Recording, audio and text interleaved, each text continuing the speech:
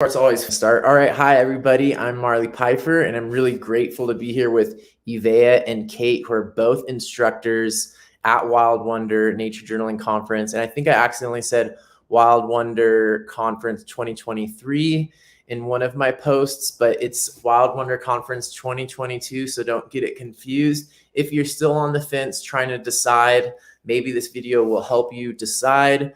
And if you are already going, maybe it will give you some ideas on how to prepare and just a little tidbit of what some of your classes might be like. So thanks so much for joining, Eve and Kate. Thanks for making the time. Happy to be here. It's always a pleasure to be on this show, Marley. Great. Yeah, both of you have been on the show multiple times before. I'm going to send a little love to the audience in the live chat. I see Jean is here, Debbie is here, Eli is here, and there's more people watching on Facebook and on YouTube. Go ahead and post something if you have any questions about Wild Wonder or whether you're going or not. Post something in the comments. Oh, it looks like Susan B is here and T Newman is here also. Welcome, everybody. Yeah, it's great to have you. So I promised that I would help give you some information about Wild Wonder Nature Journaling Conference to help you decide. And these two wonderful instructors were available to speak at very last minute notice. And we might have a couple more guests joining in later. But to make the most of their availability and their time tonight, let's start kind of talking about both of your experiences with Wild Wonder in the past and also some information about your upcoming class. So just for the Reader's Digest version, for the people who might just tune in for the very beginning and not stay that much longer, could you maybe just say what is the name of your class that you're going to be teaching at the Wild Wonder Nature Journaling Conference, and sort of summarize the class in one sentence? And then also, if you are involved, I know like Evea, for example, last year was involved in a bunch of like things besides classes. So if you're doing something like that as well, just say a little bit about it. So the name of your offerings and summarize it in a couple of sentences. Let's start with, on my screen, I see Evea, then Kate. So let's start with Evea. All right. It's wonderful to be here. I will be teaching Nature Journaling Our Stewardship, and I'll also be running the Pencil Miles and Chill sessions. So that'll be every day at around noon. I'm not sure the exact time, but it will be once a day, the social hours. And that's what I've got. And one sentence summary. Oh, gosh. Okay. Nature Journaling Our Stewardship will be about different kinds of stewardship we can partake in and how to take notes, particularly if you're in the field actively doing stewardship. Awesome. Thank you so much, Evea. That's great. How about you, Kate? Great. So I am teaching a course on sketchnoting in nature. It's showed up a couple different titles. So I'll just say if those two words are together, that's the session. It's on Thursday. Super excited to be here. I'm very excited to be preparing for that.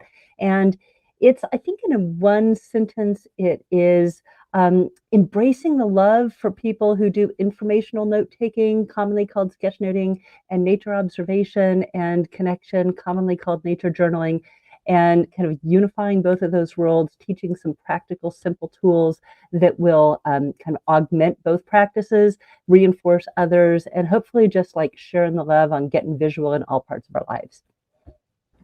Awesome. I'm so excited, and I'm sort of seeing, even though this is sort of a random sample in some way of the teachers, I'm seeing a connection here in that both of you are using nature journaling and sort of in these sort of overlapping fields with nature journaling. Evea is doing a really cool applied nature journaling in ecological restoration in California, which I think is really awesome, and showing how nature journaling can be used in more applied fields. And then Kate is also doing all kinds of infographics and sketchnoting and graphic facilitation and bringing that work into nature journaling and vice versa. So I think both of you are doing like really cool work in that realm and showing how nature journaling tools can be used in applied ways, which I think is awesome.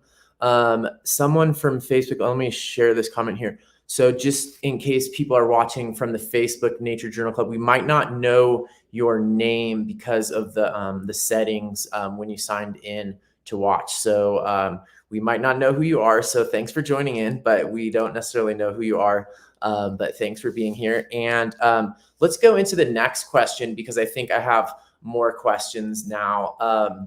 Maybe this one is also sort of one that I like to ask to kind of give people like a simple way to understand more about your class. But what would you say is and I think this is also as a teacher an important question to ask yourselves, but what is the most important things that students will walk away with from your class? And that could be like, your hope, that could be your hope, because obviously we don't have complete control over what people walk away with from our class. But what is the most important thing that students can walk away with from your class? And let's go in the same order. So Ivea first and then Kate. My hope is that folks will walk away from my class with not only inspiration about different kinds of stewardship to do, but also a lot of in the field critical thinking tools about how to make sense of the environments that they're in, and how to explore and convey the environments and work that they're in. Nice. I love that. And I love the idea of applied nature journaling, Marley. I think you ought to dig into that one a little more in future episodes. But I think what I hope for people coming away from this session is that they have a renewed confidence in their visual practice. They have a few simple tools. I kind of specialize in obvious and hindsight. So once you've seen something, you're like, it's so easy. I'm like, yes, but you might not have figured it out on your own.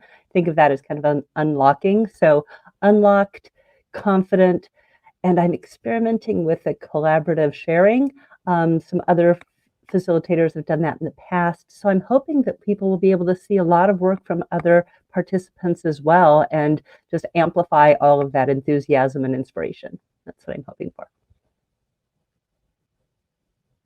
Awesome. Wow, that sounds, I'm definitely gonna be at both of your classes, but I am trying to take every single class again live while they're live this year. Okay, really great answers there. So, the person from Facebook is Eleni, the doodler from Princeton, New Jersey. So, sounds like someone who you all know. And thank you for joining in, Eleni. Good to have you. And it looks like there's quite a few people watching. I don't have like the analytics aren't super exact, but it looks like a good number of people watching, definitely more than the last couple of lives I've done by myself. So maybe people are really excited about Wild Wonder, or people are just excited to have some other voices on the show. But regardless, well, maybe you just have a following. regardless, it's good. So let's go into the next thing. And I think this will give some, and I'll let you speak a little bit more at length here. Both of you are doing a really good job of keeping things succinct, but I tried to prepare for long-winded answers in advance. But you can dive in a little bit more onto this one and just maybe describe a little bit about your history with Wild Wonder. I mean, don't speak for more than like 5 minutes probably, but to kind of give people, because I know I don't want to take for granted the history that I have, all the Wild Wonders I've been to and stuff like that. But maybe you could just share, have you been as a student? Have you been as a teacher before? Did you go to one of the in-person ones? Or just talk a little bit about your experiences. What is your history with Wild Wonder? And we'll go with Eve and then Kate again, the same. All right. So I've been to each of the Wild Wonders. Our first one was in 2019, just a few months before the pandemic began, and it was in person. I attended that one as a student. The next ones were I think that each of the online ones has had Pencil Miles and Chill. So each of those times I've been the one leading Pencil Miles and Chill. But this is my first time attending as an instructor as well. So I'm excited and nervous, and yeah, I'm super duper stoked. So yeah, did I answer all your questions, Marley? Was that? Yeah, that was good. And maybe actually right now, and that was really succinct too. Maybe right now would be a good time to maybe explain a little bit more about the Pencil Mile and Chill breakout, because like last year for me, that ended up being one of my favorite parts of the entire conference. And I don't think I was the only person. So, and I don't know if at the last conference it was really, not marketed, but like it wasn't really explained that well, maybe in my memory, like what it would be, or the value that it would have. So maybe you could talk a little bit about what those are going, what your sort of goals and what those are going to look like this year. Absolutely. Actually, that's a good idea because also things, the format's changed a little bit too over the years. So the reason for Pencil Miles and Chill is that the pandemic, as I'm sure all of us have experienced, has kind of robbed us of getting to see each other in person, which is why the conference moved online to begin with. And so Pencil Miles and Chill, both in conference and out of conference, is social hour. The main purpose behind it is for people to see each other and to spend time together in community. During the Wild Wonder conference that's online, it works like seminar. So as a result, participants cannot see each other or communicate with each other. And the only time you really get to see each other and talk to each other and meet each other is during Pencil Miles and Chill. It's also not recorded. So that's the one bit that you can't get later on if you're to rewatch the classes. During the regular year, I host Pencil Miles and Chill twice a week. And the original idea was so that we would kind of keep each other company while we drew in our nature journals. But near the very beginning, I asked the first group, hey, do you want talking or not talking? And Joy Colangelo said, let's talk, because that's why I'm here. I'm here to meet people. And that was taken from my friends Gargi and Akshay's initial idea of having people meeting online. And so it's been a way for people to be in community ever since. And so during Pencil Miles and Chill, that's when people can say, hey, what's working for you? What's not working for you? You can try to meet each other. Sometimes people from different parts of the world try to meet each other. And this year, similar to last year, we're making a feature so that people are able to choose which breakout room they want to join. We set things up so that we have things going into breakout rooms, so that way you're not having 100 or so people trying to talk all at once, so that way it's smaller groups and rooms. And because we wanted there to be a chance for people to meet their instructors, instructors are able to request a breakout room for just themselves, and then that way people can join the instructor's breakout room and talk to them. So there's a lot of choice from you, the participants, about which room you're going to go to. You can also easily leave one room and go to a different one. And so that's what Pencil Miles and Chill is all about. Everybody is welcome, and our only rule is to be kind to each other. So. Wow, that's awesome, and thanks for pointing out the fact that it's one of the only times where you can actually see everybody. That's so interesting, because that's, as an instructor, one of the things that I've found very different about teaching on the online conference is I can't see the audience at all, and so it's hard to know like if people are following along, how people are doing, and that part is a little bit hard as an instructor. And I love that in Pencil Miles and Chill you can see everybody, and I'm so glad you mentioned the part that it's only available during the live event. So I'm definitely going to remind people of that, because that's a super important distinguishing factor. Okay, how about you, Kate? What is your history with Wild Wonder? Yeah, I was thinking back. So, like Avea, I was at the Live Wonder Distillery in 2019. And before that, the only time I'd really been away nature journaling was a small, almost a prototype, I think, that was held at Golden Gate National Recreation Area. It was a couple nights in October. I think it might have been 2018. Marley, I'm pretty sure you were there. And I realized like this opportunity to just be with each other and to be able to look over the shoulder, and these kind of casual interactions that happened was really bolstering and really connecting. And so when Wild Wonder happened, I really wanted to be there. And then for the last 2 years, when it's been online, I've had a session at each of those. And so, like you said, Marley, it feels a little bit like you're, drawing into a black box. And so having these pencil miles and chill sessions where you can see familiar faces, meet new people, it's just, I think that's one of the things that really enlivens this online conference. I'm actually pleased Wild Wonder has gone online because it's so much more accessible for people. They don't have to travel. It's more cost accessible. It can be balanced out because there's recorded sessions. I know, Avea, you talk a lot about caring for yourself. I think the first year I tried to do every session, and the next week I did nothing. I was very afunctional. So take care of yourselves when you do this. And so, yeah, that's my history with it. This year I did something, there's so many great sessions. But two things are different for me. One is I'm volunteering as two. So I'm not volunteering for anything before my workshop, but afterwards I'll be facilitating a Pencil Miles and Chill and being the Q&A and the backup on some of the other instructors. I'm really excited because being part of that volunteer core, I think, is what helps makes our community strong. And getting to meet new people, it's awesome. So that's super fun. The other thing is I went through and kind of categorized all of the sessions. And what are some of the categories? I've got it up here. It's just weird. It's my own little thing, but it's like general methods, like intros and basics, specific content, like Dr.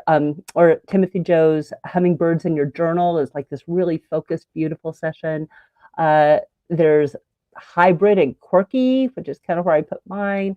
And then there's specific media like gouache or plein air pencil and pastel. And so doing that, I think, helped me kind of make sense of this huge array of offerings. And it might be something some of the listeners might be interested in doing as well. I think it can help us be more realistic with what we want to see live and what workshops might translate well in video. So, there might be fewer questions, or you just might have a different relationship with it. So that's kind of how I'm going to spend my time, and I'm really excited about it. Oh, I have to say this to Avea really quick, because when Pencil Miles and Chill first came up, the idea of Pencil Miles is just the more you do it, more you move your hand, you get the marks on the page, there's going to be improvement, even if it's slow, but you can look back because it's all documented and see how far you've come. And so I remembered from my childhood youth, there was this weird measuring pen you could get when you were taking a road trip, and you'd roll it along the route on the printed map, and it would track how many miles it was. And I thought, if I could get one of those, maybe I could roll it around some of my drawings and actually figure out how many pencil miles I had. And I ordered one on eBay. It was old, and I have to fix it a little bit, but it turns out it's still a work in progress. Let me just say that. But I think wouldn't it be awesome if we had a pen or a pencil that would really tell us our pencil miles? There's an entrepreneurial opportunity out there for someone. That's so cool.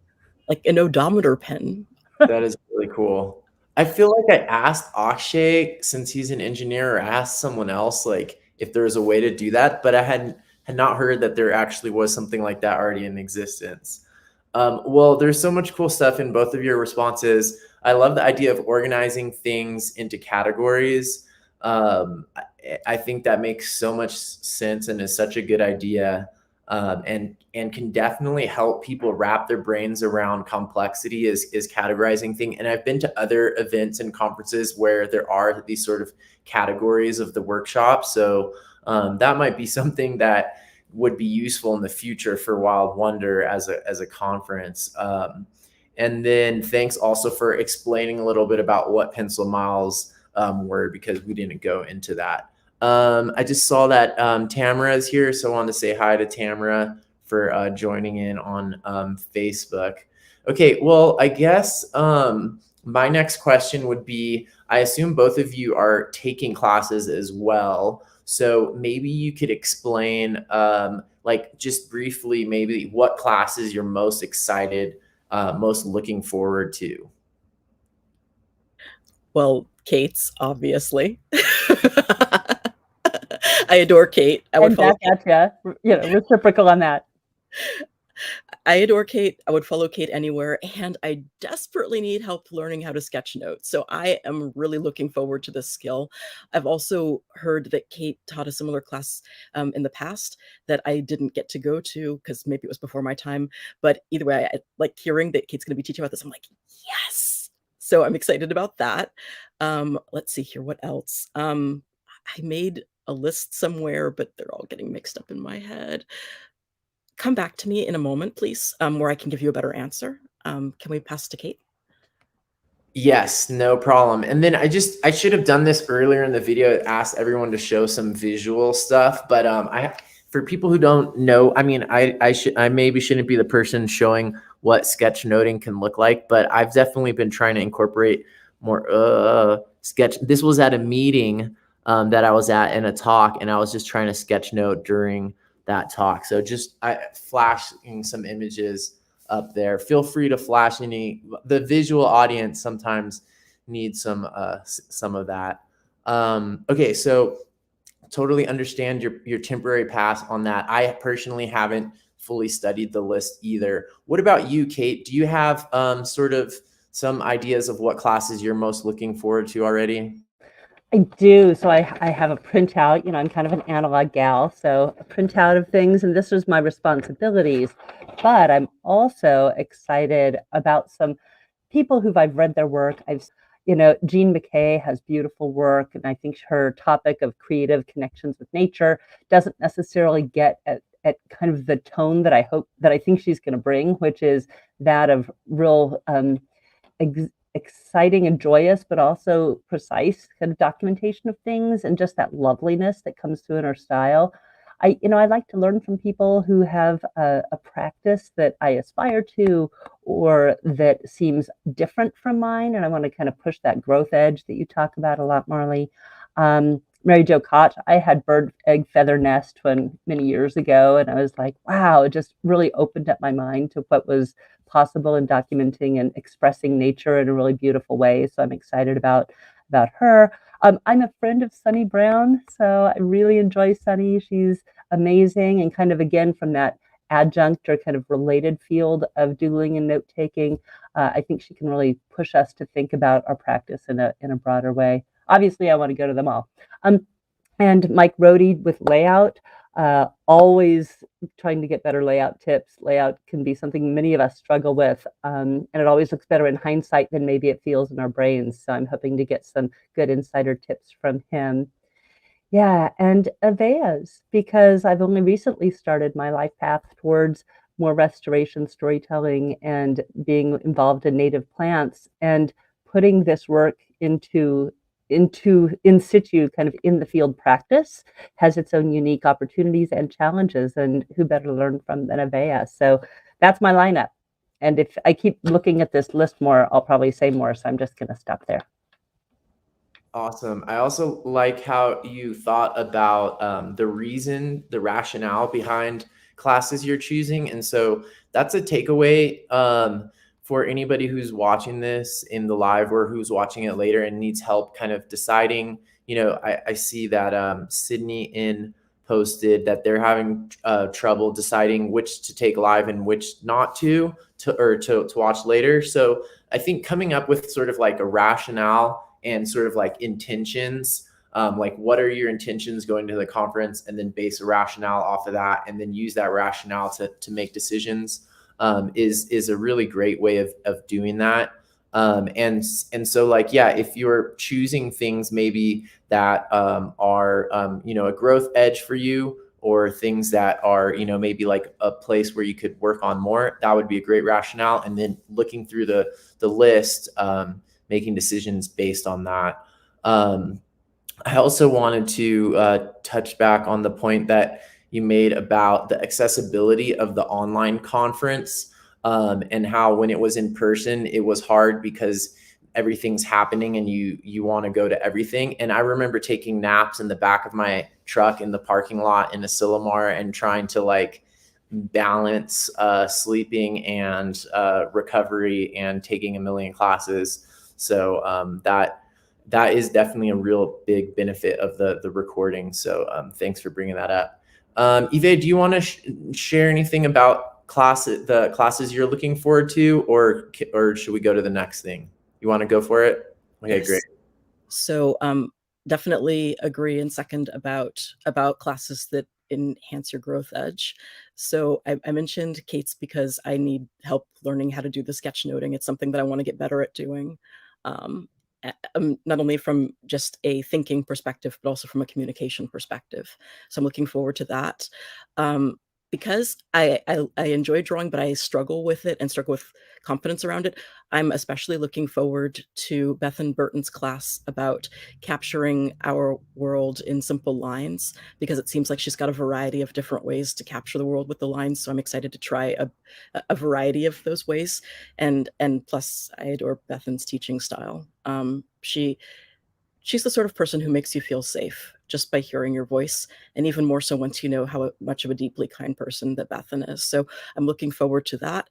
I'm really looking forward to Akshay's Boxy Critters class. I took a lesson with him when he was teaching for Melinda, and I've realized that this could really, really help me when I'm struggling to put what I'm seeing in the field down on the paper without getting overwhelmed by details. And then the other one that I'm really looking forward to, because I want to maybe have this as a practice, is the Perpetual Journal with Laura Gastinger. I've seen a friend of ours, Linda Napier, doing a perpetual journal, and it's something that I've wanted to get into for a while, just because it always feels like there's so many observations around and not enough time to capture all of them. So maybe the perpetual journal will help me get them in regularly without getting totally, I don't know, wrapped around the axle about how or whatever. So those are some of the ones I'm looking forward to, because growth edge. I was going to jump in and say that promises to be a phenomenal session, but I wondered if it was too early for puns. Wait. I didn't catch the pun. Phenomenology, the study of things and changes over time. So, hi. Yeah. Oh, okay. That didn't go anywhere. I do, however, wanted to say, really pick this out, because you posted this, Marley, which is a 30-day practice. And there's so many things on here that people could use as a lens to see what stands out for them and like what seems exciting. And there's going to be a session that'll directly relate to that. Right. I tried to create it before I opened it up to get feedback from people. Oh, there's an ambulance going by outside.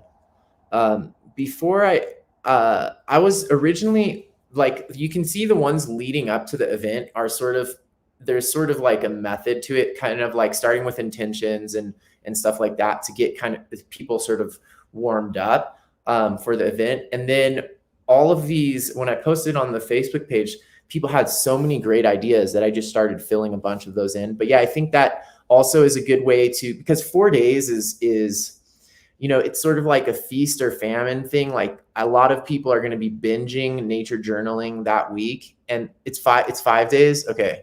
People are going to be binging nature journaling that week. And then it's going to be like, how long is that going to last for? So like creating like a whole month, hopefully will, make it longer. I'm going to see if I might be able to attach that document in here. But anyways, yeah, people can find it on my website also. I think I already posted it on there. But thanks for mentioning that, Kate. Okay, so my next question, and I don't want to assume anything, but based on my experience or my sort of knowledge about both of you, I have some kind of ideas, but maybe you could just talk a little bit about how you're preparing for the classes that you're teaching. Because Kate, you already mentioned, hopefully it's okay that I mentioned this, that you were feeling a little bit sleep deprived preparing for Wild Wonder. And it's like, it's pretty soon, but yeah. So tell us a little bit about your preparations. Let people know how serious you are about this, because I think the two of you definitely put a ton of time into your teaching, and I have so much respect for that. And, as someone who's paid to go to conferences and been in lots of classes before myself and taught quite a few myself, like, I really appreciate when someone puts a lot of work into it, and you can usually tell, and the effect on the students is definitely different. So maybe, without sharing any, trade secrets, like, what are you doing to prepare? What's that process like for you? Just a little bit about that behind the scenes process for people. So I'm stressing out, but I'm having a lot of fun doing this. I've got a lot of ideas. one thing I did was a couple of nights ago, I took myself out on a so-called dinner date where it was pretty much me and my notebooks. I could sit down and write all of the ideas into different categories and start to get them separated out because so many moving parts. I'm wanting to make sure that I have good definitions for people. I'm wanting to make sure that I create some good handouts so that way, or downloads so that way people can fill in things and do some of their own thinking. I'm trying to make sure, is this interactive enough, or am I going to have time to do this activity or not? I might not have as much time as I thought. So then I'm also, the big part is that I asked some nature journalers who have done restoration, or not restoration, stewardship in general, for some examples of their work. And so seeing those come in has me so excited, because one of my biggest things that I want to do is to help other people who are doing stewardship work in our community shine.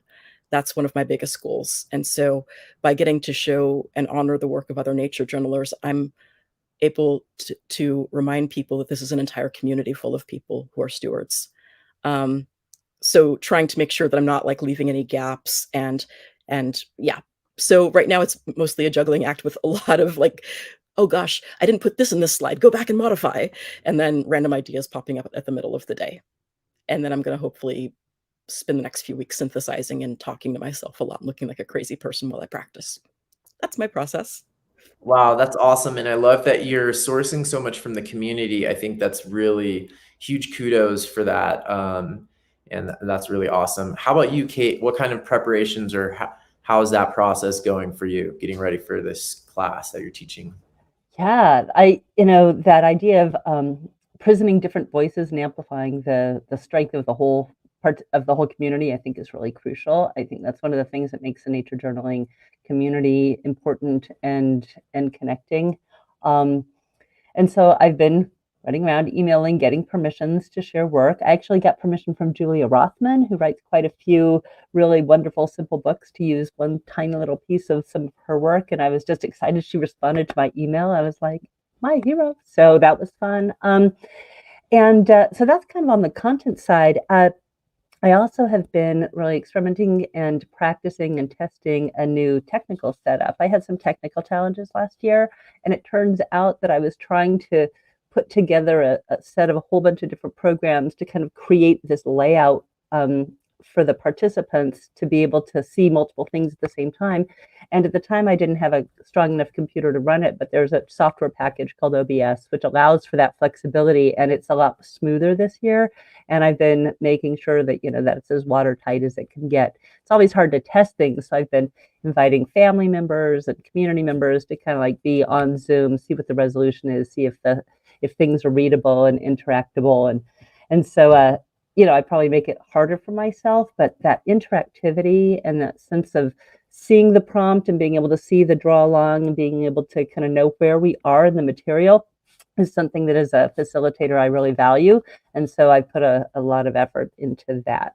And then there's all the other things outside of just the session, right? Like there's, as Ivea, you alluded to, templates or downloads, a little microsite with resources, making sure everyone who is generous to share work has an attribution as well as links so people can get to know them and their work more, responding or being prepared for questions, all of that, so that the in-person session and the recording of the session is as calm as possible. I'm not a calm person, so that's my own unique challenge.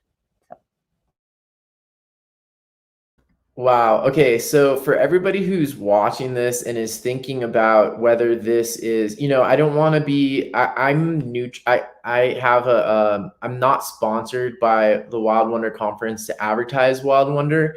And I review lots of things, like I review art supplies, and I am critical of things in general. That's just how my brain works.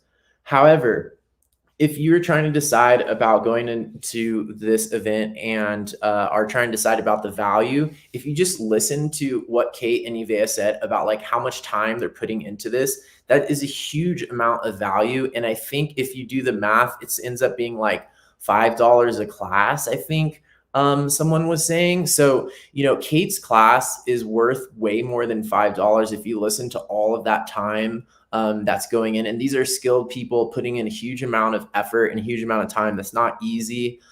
So just in case you're trying to understand in your mind, when you see the dollar signs and you're thinking about these classes, that, dollars are a way to show value of something. And, there's a huge amount of work that's going in behind the scenes. And I think sometimes teachers say, there's 2 hours, or is it 4 hours for every 1 hour that you teach in class or something like that. For some of these classes, it's probably a lot higher than that. So just think about that a little bit, and maybe send. And the other thing is, money is one way that we think about value, and people are paying for this conference. Teachers aren't paid that much to teach at this conference, so that's not why we're here.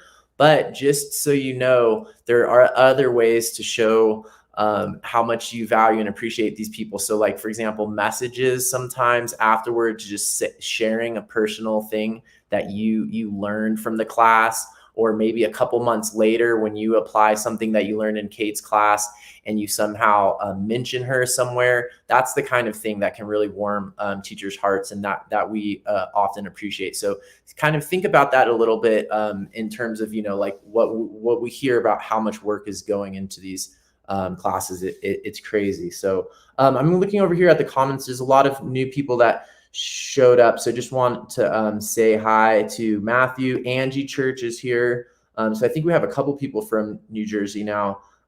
Eli is here too. He also says he really appreciates it, the whole event, and that it's worth it. And oh yeah, Sydney is saying that it ends up being $3 per class according to Jack. So Gisela also mentioned not being able to sleep very much. And so, yeah, finding that balance is super important. And yeah, cool. Wow, this is awesome.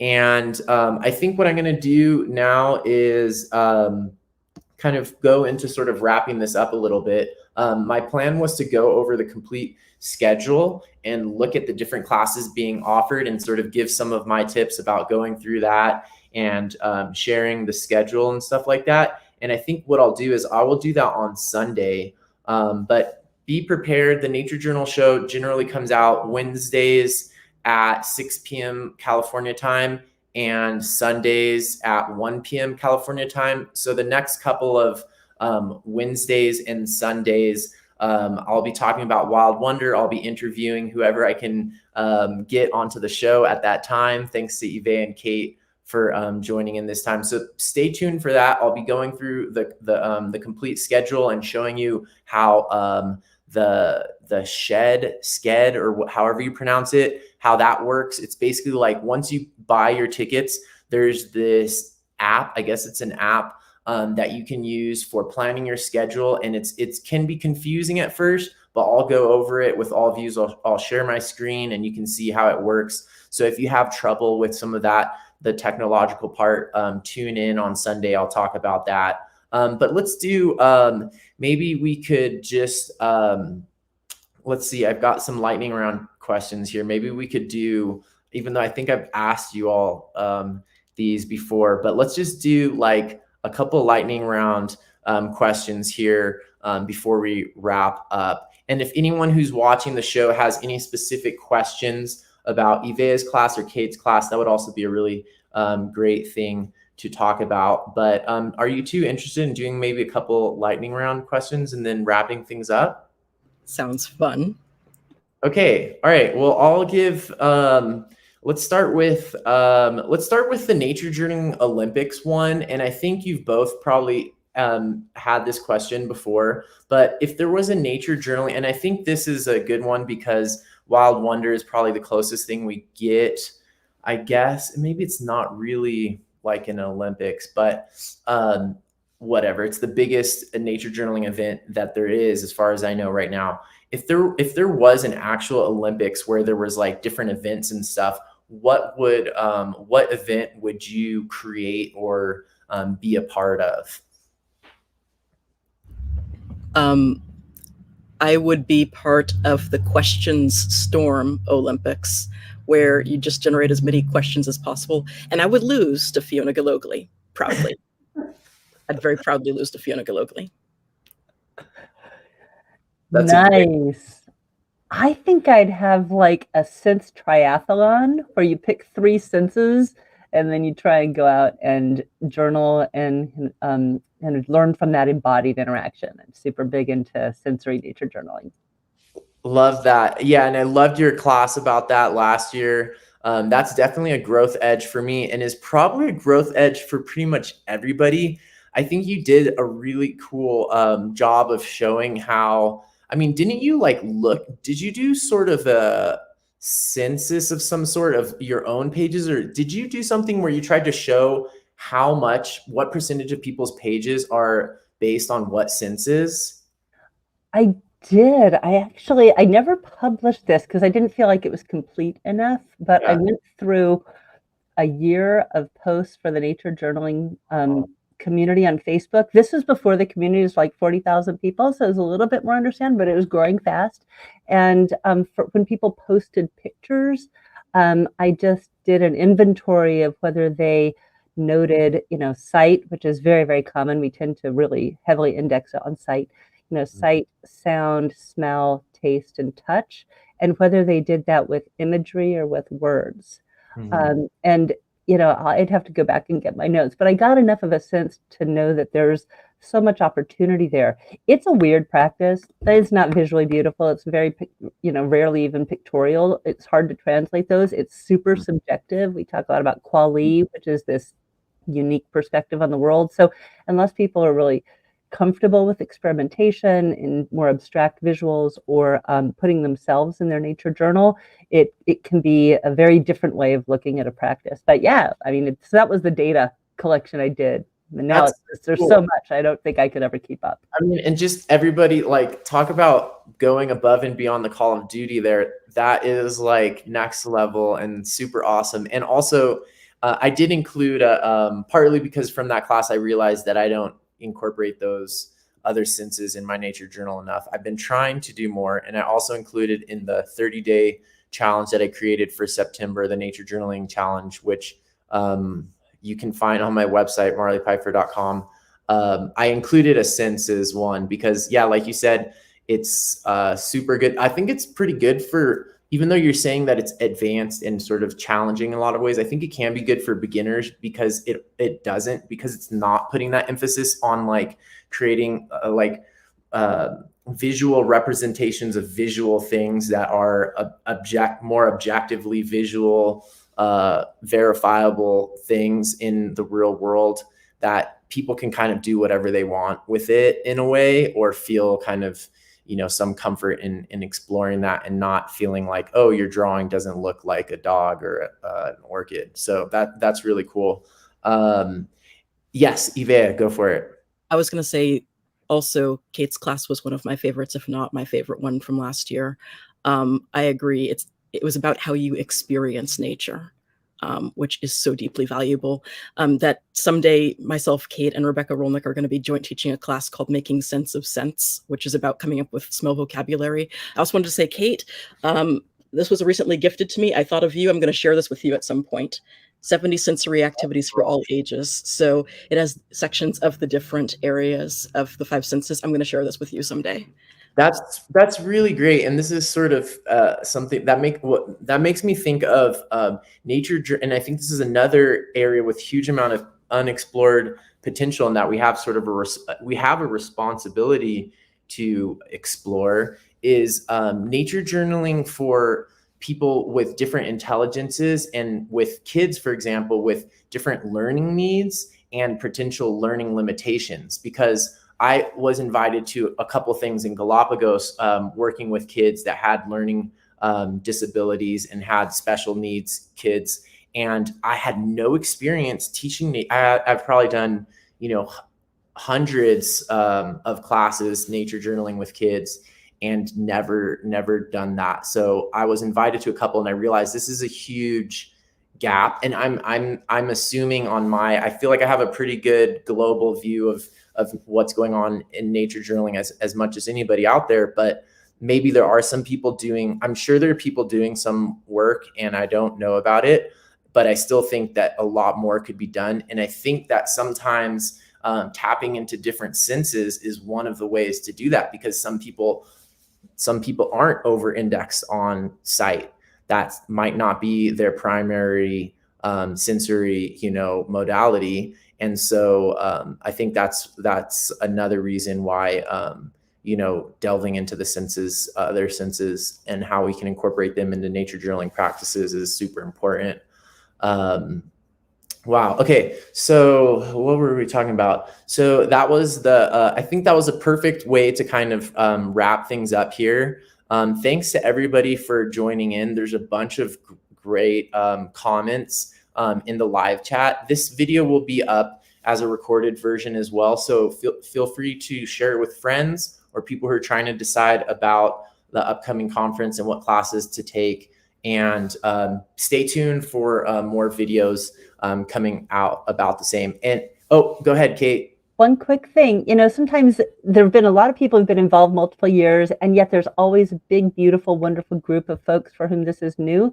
But even if you're not new, I really want to give a shout out to your course, Marley. And I'm surprised it's on the second day instead of on the first day, because it's getting started with nature journaling. And, every time I watch you do that material, it regrounds and it opens up things I hadn't thought of. And it's just such a wonderful lens, because that will be the second day where people are really starting to feel like, what is this tempo of learning going to be like for them? And it's just going to be good timing. So please, everyone, make sure you don't miss that one. And Marley, I am so excited for that. Yeah, maybe I'll do a video where I just toot my own horn and talk about my class that's coming up. But I need to prepare for it as well. So, all right, thanks everybody for Eva has one more thing. I want to second what Kate says. Definitely check out Marley's class, especially because if anybody who's been in any of my classes has heard me talking about bread and butter, juice, and growth edge, I learned all of that from Marley.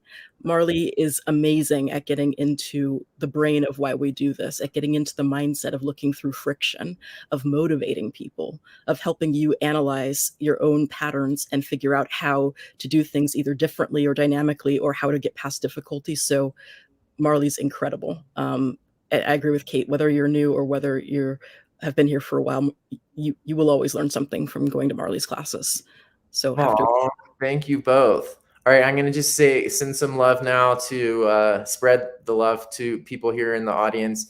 Angie, Leslie, Jean, Sydney, Eli, James Coleman had actually a really cool, it's sort of a tangent, but speaking of applied nature journaling, this is really awesome. James, let's follow up about this. I love this idea of nature journaling, endangered species, I think is super important. Sydney, thanks for joining in. I think I already mentioned her. Gisela, Matthew, Matthew had a question, but I think Eli answered it. Thanks, Eli. Yeah, thank you, everybody. Tamara, thanks, everybody, for joining in. That was really fun, and more to come very soon. Oh, thanks, Eleni, too. All right, bye, everybody. See you on Sunday at 1 p.m. California time, even though I'm not in California anymore. Bye. Thank you, Marley.